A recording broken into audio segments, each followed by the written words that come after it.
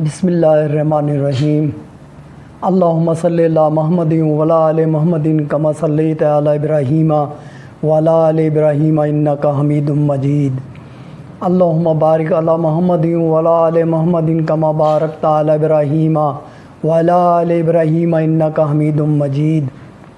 ایک صاحب نے فجر کی سنتوں کے بارے میں ایک سوال کیا ہے۔ انہوں نے کسی مولوی صاحب سے پوچھا ہے، انہوں نے یہ ان کو بتایا ہے کہ فجر کی سنت ہے جو اس کی قضا دینا لازمی ہے اور یہ فرض کی طرح ہے۔ تو مجھے سن کر یہ تعجب ہوا، میں نے کہا سنتوں کی قضا دینا لازم ہے اور یہ فرض کی طرح ہے؟ تو میرے بھائی اصل بات ہے نوافل ہوتے ہیں اور فرض ہوتے ہیں۔ آپ 1,00,000 نفل بھی پڑھ لیں تو وہ ایک فرض کی برابری نہیں کر سکتے۔ باقی دین میں تشدد جائز نہیں ہے، یہ نہ یہ فتوی بازی اچھی بات ہے کہ کسی کو گناہ گار بنانا۔ انہوں نے یہ بھی کہا ہے کہ جو آپ یہ نہیں پڑھیں گے تو گناہ گار ہوں گے، یعنی نفل نہ پڑھنے سے آدمی گناہ گار ہوتا ہے۔ تو اس چیز سے بچنا چاہیے، ہمارے علماء کا چاہیے کہ ایک دم اس قسم کی فتوی بازی نہ کیا رہیں، کیونکہ نفل ہے کہ نفل کو نفل کے درجے پہ رکھیں اور فرض کو فرض کے درجے پہ رکھیں آپ۔ تو اس کے آگے پھر ان کے اس سوال سے میں فائدہ اٹھاتے ہوئے تھوڑا سا نوافل کے بارے میں بریف کرنا چاہوں گا، تو اس سے جو آپ نے سوال کیا اس کا جواب بھی مل جائے گا۔ اور دوسرے جو میں نے دیکھا ہے بہت سے لوگ اپنے علماء کرام سے قریت کے نوافل کے بارے میں سوالات کرتے ہیں، تو وہ ان کو پھر جواب دیتے ہیں۔ تو آج تک آپ دیکھیں 1400 برس ہو گئے اسلام کو نازل ہوئے دین اسلام کو، اور ابھی تک ہم نماز کے مسئلے تک نہیں جان سکیں، خاص طور میں نوافل کے بارے میں جو علماء کرام سے اس قسم سے قریت کے سوالات لوگ کرتے ہیں۔ تو اکثر مولوی حضرات مس گائیڈ کرتے ہیں نوافل کے بارے میں لوگوں کو، اور اس کے بارے میں بیچارے صحیح جانتے ہی نہیں، یہی وجہ وہ سوالات بھی کرتے ہیں۔ تو آپ کے اس سوال سے تھوڑا سا فائدہ اٹھاتے ہوئے میں تھوڑا سا اس پہ نوافل پہ بریف کروں گا تھوڑا، اس میں آپ کا سوال کے جواب بھی مل جائے گا، اور ساتھ ساتھ جو دوسرے لوگ نوافل کے بارے میں سوالات کرتے ہیں نا، جو بھی ان کے ذہن میں ہوتے ہیں تو ان کو بھی جواب مل جائے گا اس کے اندر۔ دیکھیں نبی حضرت عائشہ رضی اللہ عنہ فرماتی ہیں کہ نبی صلی اللہ علیہ وسلم فجر کی 2 رکعت یعنی سنتیں اور عصر کی 2 رکعت کبھی ترک نہیں کرتے۔ فجر کی 2 رکعت اور عصر کی 2 رکعت کو کبھی ترک نہیں کرتے۔ تو کیا خیال ہے اس میں، اگر فجر کی سنتیں فرض کی طرح تو کیا یہ اس میں حضرت عائشہ رضی اللہ عنہ نے جو فرمایا کہ یہ عصر کی نماز بھی فرض کی طرح ہے؟ تو اس کو بھی ہونا چاہیے، کیونکہ دونوں کو ساتھ ملا کے کہا کہ کبھی ترک نہیں کرتے۔ میرے بھائی نفل ہوتے ہیں اور فرض ہوتے ہیں۔ اور ایک دوسری حدیث میں حضرت عائشہ رضی اللہ عنہ فرماتی ہیں کہ نبی صلی اللہ علیہ وسلم ظہر کے بعد کی 2 رکعت اور عصر کی 2 رکعتوں کو کبھی نہیں چھوڑتے تھے۔ اس سے بھی آپ اندازہ لگا لیں اہمیت، تاکید۔ تو بعض لوگ کہتے ہیں کہ جو عصر کی نماز سے عصر کے بعد نماز پڑھنے سے تو ہمیں منع کیا گیا ہے، مگر یہ 2 رکعت جو ہے نبی صلی اللہ علیہ وسلم کی خصوصیت ہے، آپ کے ساتھ خاص ہے یہ۔ حالانکہ غلط بات ہے، تابعین الزام بھی پڑھا کرتے تھے، صحابہ بھی پڑھا کرتے تھے، حضرت عائشہ رضی اللہ عنہ خود فرماتی کہ عمر فاروق خود یہ 2 رکعت پڑھا کرتے تھے۔ اس لیے البانی صاحب جو فرماتے ہیں کہ اس 2 رکعتوں کو ہمیں اہتمام کرنا چاہیے اور کسی کے کہنے سننے پہ یہ نہیں چھوڑ دینی چاہیے۔ اب کہنے سننے کا روئے سخن ان کا علماء ہے کہ ان کے کسی کہنے سننے پہ چھوڑ نہیں دینا چاہیے، ہمیں یہ 2 رکعت کا اہتمام کرنا چاہیے۔ تو نفل نماز ہے، تاکید بھی ہے، اور نفل اپنی جگہ نفل ہوتی ہے۔ اب آئیے ایک اور حدیث کی طرف، اس میں آپ کو تاکید بھی ملے گی، ساتھ ساتھ آپ کو ایک رخصت بھی نظر آئے گی۔ تو اس سے جو نوافل کا جو ایک مسئلہ گمبھیر ذہن میں الجھا ہوا نا وہ لوگوں کے سلجھ جائے گا کہ نبی صلی اللہ علیہ وسلم نے فرمایا کہ مغرب کے بعد 2 رکعت پڑھو، مغرب کے بعد 2 رکعت پڑھو، 2 دفعہ کہا۔ مغرب کے بعد 2 رکعت سے مراد مغرب کے فرض نماز کے بعد 2 رکعت نہیں، مغرب کے بعد 2 رکعت پڑھو کا مطلب یہ ہے کہ اذان کے بعد جو 2 رکعت نفل پڑھو، یہ بخاری کی روایت ہے، 2 رکعت پڑھو۔ 2 دفعہ پڑھوایا، 2 رکعت پڑھو، 2 رکعت پڑھو، آخری میں تیسرا دفعہ لمن شاء، جس کا جی چاہے، یعنی کوئی یہ نہیں کہے کہ یہ فرض اور واجب ہے۔ اب دیکھیں اس کے اندر تاکید بھی ہے، ساتھ ساتھ آپ نے یہ بھی فرما دیا کہ جس کا جی چاہے۔ اور ایک اور حدیث سنتے جائیے کہ نبی صلی اللہ علیہ وسلم آئے، تم میں جب بھی کوئی مسجد میں آئے تو 2 رکعت پڑھے بغیر نہ بیٹھے، الفاظ یہ ہیں جب بھی کوئی تم میں سے مسجد میں آئے تو 2 رکعت پڑھے بغیر نہ بیٹھے.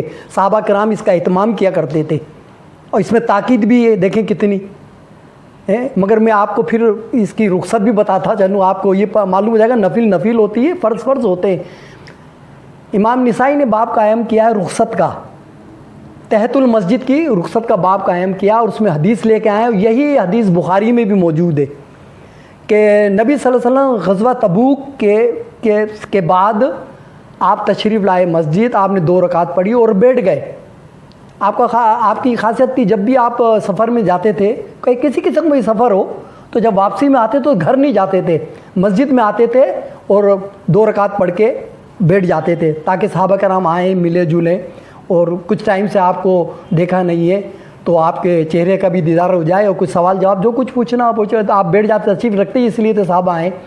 تو اس موقع پہ صاف لکھا اس میں بخاری مسلم میں کہ صحابہ آتے, آپ کے پاس بیٹھ جاتے, آپ سے سوال جواب کرتے اور چلے جاتے. اسی طرح اسی میں آگے یہ بھی موجود حضرت کعب جو غزوہ تبوک میں پیچھے رہ گئے تھے 2 ساتھیوں کے ساتھ اپنے, اس کا ذکر قرآن میں بھی موجود ہے, وہ پوری تفصیل ہے, وہ آپ پڑھ لینا. تو وہ بھی کہنے کہ میں بھی نبی صلی اللہ علیہ وسلم کی خدمت میں آیا, آ کر بیٹھ گیا. تو نبی صلی اللہ علیہ وسلم میری طرف دیکھ کے کہا ایک آپ تم ابھی اٹھ جاؤ, گھر جاؤ اور اللہ تمہارے متعلق کوئی فیصلہ نازل کرے گا تو بعد میں دیکھیں گے. تو کہتے ہیں میں اٹھ کے چلا گیا. اب دیکھیں اس میں سارے صحابہ آ رہے ہیں, بیٹھ رہے ہیں اور چلے جاتے ہیں, کعب آئے بیٹھے اور چلے گئے. حالانکہ آپ کا حکم کیا تھا کہ جب بھی تم میں سے کوئی مسجد میں آئے 2 رکعت پڑھے بغیر نہ بیٹھے.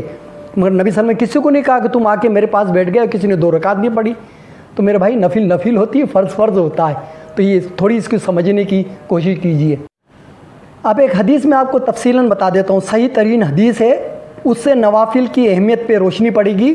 اور یہ جو مولوی حضرات فتوے دیتے ہیں کہ فلاں گناہ گار ہے فلاں گناہ, نہ جانے انہوں نے ایک کوئی چھوٹی موٹی فیکٹری لگا رکھی جہاں سے کسی کو گناہ گار کرنے کے کارڈ ملتے ہیں, یہ کارڈ تمہارا ہے تم اتنے گناہ گار ہو, یہ کارڈ تمہارا تم اتنے گناہ گار ہو. تو یہ چیز اچھی نہیں ہے. تو حدیث میں آپ کو سنا دیتا ہوں کہ نبی صلی اللہ علیہ وسلم کی خدمت میں ایک شخص آیا, اعرابی, کہیں دور دراز سے آیا تھا. تو وہ نبی صلی اللہ علیہ وسلم کے پاس آ کے کچھ بات کرنے لگا. تو صحابہ جو قریب کھڑے تھے ان کے ہمارے سمجھ میں نہیں آ رہا آدمی کیا پوچھ رہا ہے. تو جب وہ قریب ہوئے تو معلوم ہوا کہ نبی صلی اللہ علیہ وسلم سے اسلام کے بارے میں سوالات کر رہا تھا. تو نبی صلی اللہ علیہ وسلم نے اس کو پورا اسلام کے بارے میں بتایا کہ اللہ پہ ایمان, رسولوں پہ ایمان, کتابوں پہ ایمان, سب بتایا اس کو, یعنی گویا کلمہ وغیرہ سب بتایا. پھر آپ نے فرمایا گا کہ تیرے اوپر دن رات میں 5 وقت کی نماز فرض ہے, 5 وقت کی نماز فرض ہے. اس نے کہا حل اللہ غیرہ, کیا اس کے علاوہ بھی مجھ پر کچھ ہے؟ آپ نے کیا کہا لا الا تطوع, نہیں مگر یہ کہ تو نفل پڑھے. گویا اس نے نبی صلی اللہ علیہ وسلم نے نفل اس کی ثوابدید پہ چھوڑ دی ہے. پھر اس نے روزوں کے بارے میں پوچھا. نبی صلی اللہ علیہ وسلم نے فرمایا تیرے پہ رمضان کے روزے فرض ہیں پورے مہینے کے. تو اس نے پھر وہی سوال کیا حل اللہ غیرہ, کیا اس کے علاوہ بھی مجھ پر کچھ ہے؟ کہا آپ نے کہا لا الا تطوع. وہ یہ سوال کرتا جاتا اور نبی صلی اللہ علیہ وسلم اس کو فرائض بتاتے جاتے اور نوافل کے بارے میں یہ کہتے کہ مگر یہ کہ تیرا جی چاہے. اس نے جب جانے لگا تو غالباً یہ الفاظ کے قسم اس رب کی جس نے آپ کو نبی بھرک بنا کے بھیجا ہے, نہ میں اس میں کمی کروں گا نہ زیادتی کروں گا. اب بتائیے کمی کیا, فرض میں تو کوئی کمی کر ہی نہیں سکتا, اب زیادتی نہیں کروں گا. یعنی نبی صلی اللہ علیہ وسلم جو اس کو نفل کی رخصت دی تھی نا, کہا میں نفل نہیں پڑھوں گا. اب دیکھیں وہ چلا جاتا ہے, پتہ نہیں کہاں سے آیا تھا. آئندہ کبھی نبی صلی اللہ علیہ وسلم کے رخ انور کا اس نے زیارت کی یا نہیں کی, وہ فرائض ادا کرتا رہا, نفل پڑھے نہیں اس نے اور اللہ کو پیارا ہو گیا. نبی صلی اللہ علیہ وسلم نے جنت کی بشارت دے دی کہ اگر اس نے سچ کہا تو یہ کامیاب ہو گیا. اب دیکھیں اتنے سے اسلام میں صرف نجات ہے. جس صحابی کو آپ نے بشارت دی کہ اگر نے سچ کہا وہ کامیاب ہو گیا, بتائیے اتنے سے اسلام کے اندر ہماری نجات ہے کہ وہ صرف فرض پڑ گیا, دوبارہ کبھی نبی خدمت میں آیا نہیں آیا. اب وہ اتنے فقہ کے اتنے پیچیدہ اور دقیق مسائل کا تو مکلف ہی نہیں ہے وہ. تو اس سے اندازہ لگائیے نوافل کے بارے میں لوگوں کو کس قدر مس گائیڈ کر رکھا ہے. تو نوافل کو سمجھنا چاہیے, نوافل ہوتے ہیں, فرض ہوتے ہیں. تو اس کو پڑھنے کا ثواب ہے. نوافل پڑھنے کا میں کوئی نوافل کے خلاف نہیں ہوں, میں خود پڑھتا ہوں نوافل وغیرہ, مگر اس قسم کا تشدد میں جو کہہ رہا ہوں کہ یہ صحیح نہیں ہے. وآخر دعوانا الحمدللہ رب العالمین.